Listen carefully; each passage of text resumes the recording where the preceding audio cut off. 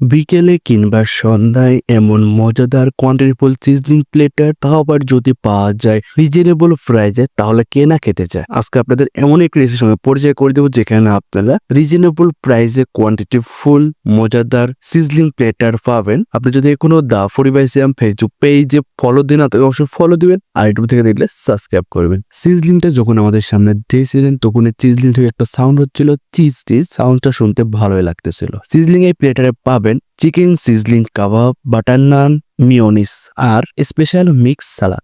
আর দেরি না করে খেতে শুরু করলাম। আমি প্রথমে চিকেন সিজলিং কাবাব যেটা ছিল সেটা প্লেটে তুলে নিচ্ছি। ওটা ওনারা আলাদাভাবে দেন। বিশেষ করে চিজলিং কাবাবের পরিবেশনটা আমার কাছে খুব ভালো লাগছে। চিকেন সিজলিং কাবাবটা দেখে মনে হচ্ছে খেতে ভালোই লাগবে। খেয়ে দেখা যাক খেতে কেমন লাগে। এই প্লেটারে ছিল বাটার নান। বাটার নান খেতে আমার কাছে বরাবরই ভালো লাগে। এই বাটার নানটাও ছিল সফট, ছিটতে কোনো অসুবিধা হচ্ছিল না।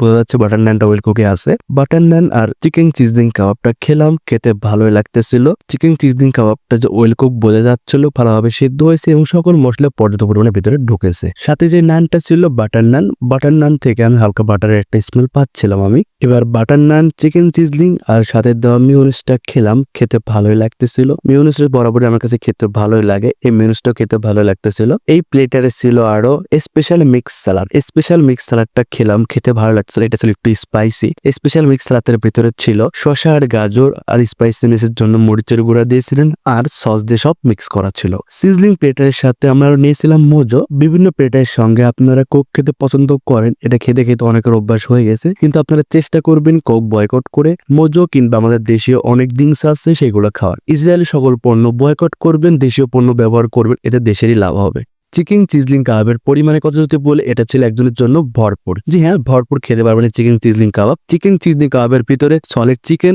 এবং হাড় ডালা চিকেন দুটাই মিক্স করা ছিল। এই সিজলিং কাবাব প্লেটারটির প্রাইস ছিল মাত্র 190 টাকা। জি হ্যাঁ, মাত্র 190 টাকা দিয়ে সিজলিং কাবাবের ভরপুর প্লেটারটি খেতে পারবেন। বাটার নানের সাইজটা ছিল বেশ ভালোই বড়। বড় সাইজের একটি নান কেটে 3 পিস করে দিয়েছিলেন। সাইজগুলো ছিল বেশ ভালোই বড়, তাহলে বোঝা যাচ্ছে বড় সাইজের 1 পিস নান ছিল এটা।